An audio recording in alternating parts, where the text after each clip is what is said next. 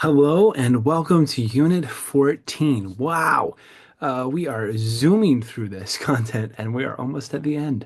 This is the second to last of our units together. And because of that, we've finished the course text and now we're reading through these assigned articles.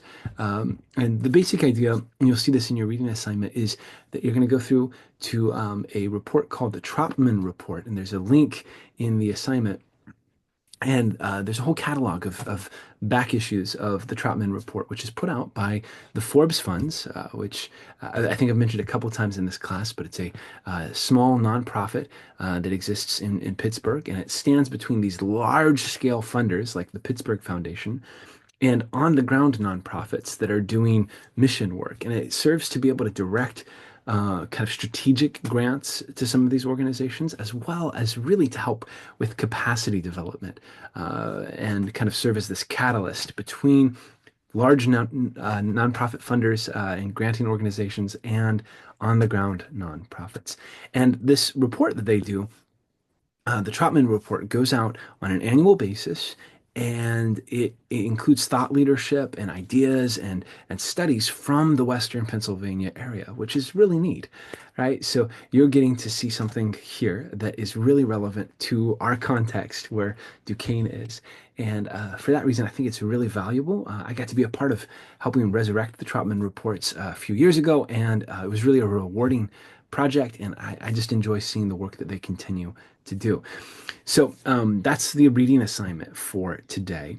You're also going to be watching this lecture and doing your group presentation and actually this week it looks like we the last group presentation that's due is here on the 14th, so you can watch that still. And then there's discussion board posts and then the reading quiz as usual. Again, you should be spending a lot of your time on your final projects. That's where most of this should be. So I'm intentionally kind of making this week a little bit lighter in terms of the reading, and I hope that helps a little bit.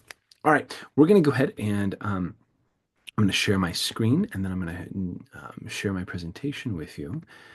Just a moment while I pull that up for us. Here we go. Yeah, perfect. Okay, now we're going to make this a little bit larger so that we can present. Here we go. Okay, back at the beginning. All right, there we go. Perfect. I hope you're seeing this all okay. So, we're going to go ahead and talk a little bit about one of the articles that was in the 2022 Troutman Report. This is Strengthening Community Collaboration Lessons Learned in Greater Hazelwood, which is an area of Pittsburgh, right? And this is by Chad Dorn and Laura Johns. I found this article really interesting. It's kind of a report on this big project that happened in Greater Hazelwood, and there's some really relevant lessons that they learned and things that they pulled out here. So we're going to go through this together, and I'll show you kind of a little bit of what the Troutman Report looks like, and I'm excited for you to get to explore it on your own.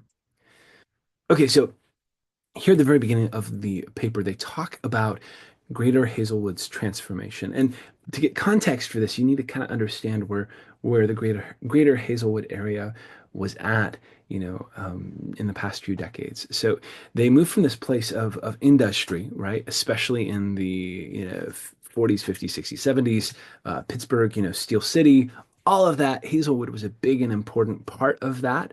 In 1997, I think the last big steel mill closed down there, and they entered this period of economic decline, which happened along with a lot of the rest of Pittsburgh, right? You and I have probably both seen you can drive through some of the small towns of the Pittsburgh region, and it's crazy. Sometimes you'll see these stores that just close down. It looks like they closed down when the steel industry went broke, and nobody's been in since then, right? Like somebody locked the door, left, and there's dust coating everything. It's crazy, but there was this economic decline, and Hazelwood suffered some of that, especially after 1997. Since then, though, there has been an emphasis on, as much of Pittsburgh, an emphasis on rebirthing the area through tech and through new kind of opportunities and technologies. There was also a concerted effort to do this through the introduction of the Almano, I think I pronounced that correctly, Limited Partnership and the Hazelwood Green Initiative. So this was a project that was 178-acre revitalization project. The Almano Limited Partnership is a consortium of three granting organizations. I think it's the Heinz Endowments, the R.K. Mellon Foundation, and the Beneditum Foundation. And they all came together to help sponsor this project, the Hazelwood Green Initiative. And as they were doing this, they recognized the ongoing community needs that needed to happen, even in spite of this development project that was happening, right? So these are things that are related to the project they were doing, but weren't directly connected, right? Things like affordable housing, childcare, healthcare, employment. And as they were seeing these needs in the Hazelwood area, it began to highlight the role of community leaders and how community leaders and organizations can come together to help meet some of these needs that extended beyond the revitalization project, the Hazelwood Green Initiative. And they formed the Greater Hazelwood Community Collaborative, GHCC. Okay, with that background information in our pocket here, let's talk a little bit about the Making a Greater Hazelwood strategy, MAGH. So the Heinz Endowments have this learning team that came in and they partnered together with LTM, Leading to Movement Partnership. And what they were trying to do was to create a strategy that was community informed and implemented. So it's not something that's being forced from the top down, but it's something that was really bought in by the local community there in Hazelwood. And then they wanted to support sustainable and local organization capacity. They didn't just want to come in with a lot of money from these foundations, do something big, and then leave. They wanted to build up the organizations that were already there to increase their capacity. And they wanted to leverage already pre-existing community assets, both the organizational and other assets. And they wanted to establish engagement and trust building processes so that these kinds of initiatives could take place more easily and kind of pave the road for the future and collaboration. To do this, they decided that the best way to do this was to introduce initial modest grants. So these are smaller grants, I think of about $25,000 to 14 organizations. And together with those organizations, they formed the MAGH coalition, right? Making a Greater Hazelwood. And these smaller grants can have a big impact. I think this is something not to underestimate. The big million, $10 million grants are great. Those are fantastic. But sometimes, especially when we're looking at capacity development, small infusions of cash, this $10,000 grant here, $25,000, $50,000, can really supercharge what an organization is already doing well. So things like if an organization already has some services, maybe it's after school services that they provide to the community, but the hours are kind of limited. A small grant like that can help supercharge that and allow them to add hours. Or maybe it's a grant that allows them to hire a part-time grant writer and go and find more money, right? Or maybe it's a investment that is put into some sort of sustainable business practice that allows the organization to invest maybe in the equipment for a coffee cart. And then they start bringing in money. The possibilities are limitless, but these small amounts of money can sometimes add that extra push that couldn't have happened on the organization's own capacity, but really can supercharge what they're already doing. So I'm a big fan of these small grants that are targeted and that help an organization overcome challenges or become more sustainable. Guiding frameworks and implementation science and collective impact. So implementation science was some of the framework that was used for this whole initiative. And it focuses on the how of implementation and sustainability. So four implementation stages of implementation using this method, IS, include exploration, installation, initial implementation, and full implementation. And you can see this process, right? It includes the groundwork of seeing how to put this into place. It recognizes that there is work to install the processes that need to be in place. And then there's the initial implementation of this. And then finally, kind of phasing into full implementation. There were three sets of drivers around this, things like looking at the competency of these organizations to be able to enact things, organization and prioritizing communication throughout this process, and relying on and developing leaders and leadership capacity.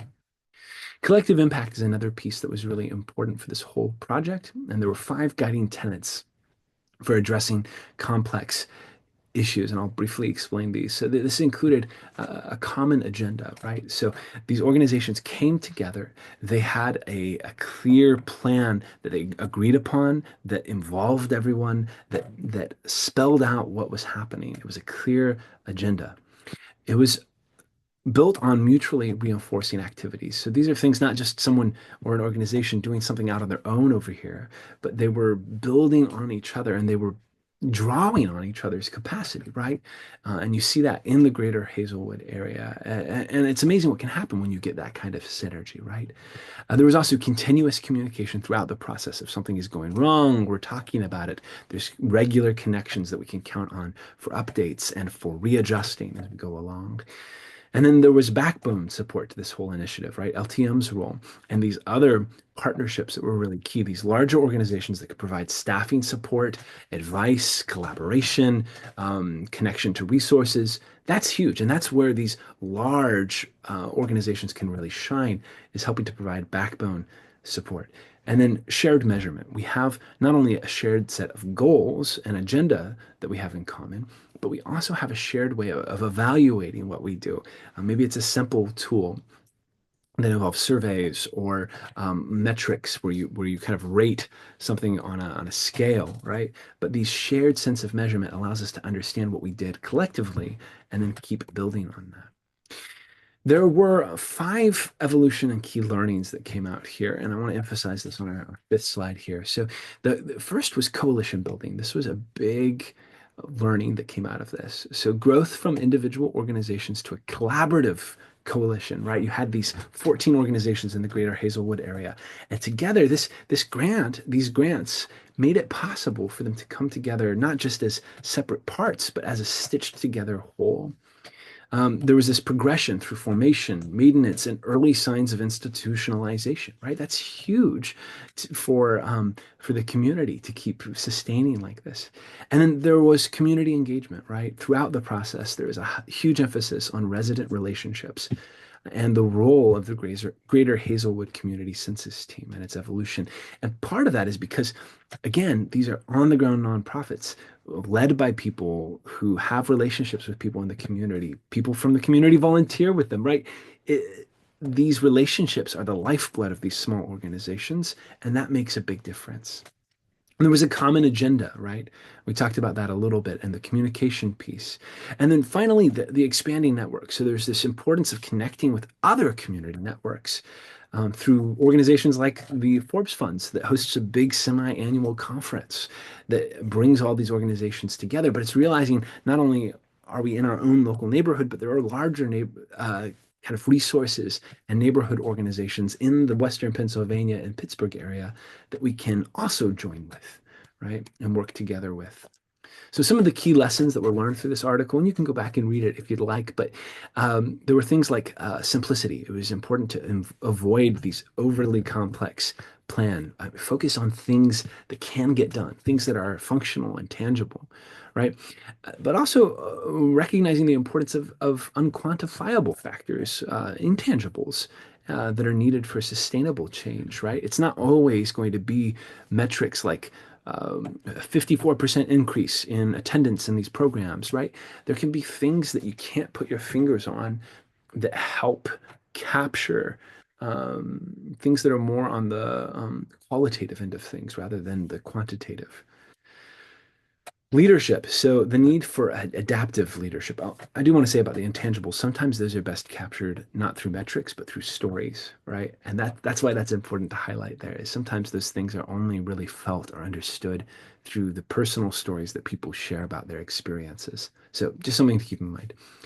Um, Another big lesson learned was leadership, the need for adaptive leadership that could meet the challenges of the moment and be flexible and iterative, right? Equity. So there was an ongoing need for explicit conversations and actions. Those anchor institutions, right, that we looked at that provided a backbone, right? They balanced and brought some stability to things, but they also had the danger of overwhelming smaller organizations just because their impact and their voice was so much bigger. Uh, doesn't necessarily mean that they're more important. So it's like that balancing act, right? Sustainable funding. So needing more than just year-long grants, but things that run out over a long period of time and that are something that an organization can count on. That seemed to be important in this process. Ownership, right? Giving the community the power and the permission, right, to drive and sustain the work. System change, policy reform, connecting their community efforts to broader systems, right, to larger networks. They're advocating for reform at the local level in Pittsburgh city government, but also the state level and even the federal level, and being able to connect their efforts on the ground in Hazelwood to that is important as well. And then finally, this idea of optimism. So it's the positive impact of collaboration and how that keeps producing more and more results. When you have success, when you have things that are going well and you celebrate those, it starts to kind of raise the whole kind of playing field and the whole game. Everybody gets to celebrate those wins and be a part of it and realize, hey, we can make change. We can make an impact. So this article, I found it really interesting. I hope you enjoyed going through it with me, and I hope you enjoy your own articles that you get to read from the Trotman Report this week. Thanks so much, and reach out if you have any needs or if there's any way I can assist. Happy to sit down and talk more about your final projects if that's helpful, or to discuss anything else that's on your mind. Thanks so much, and take care.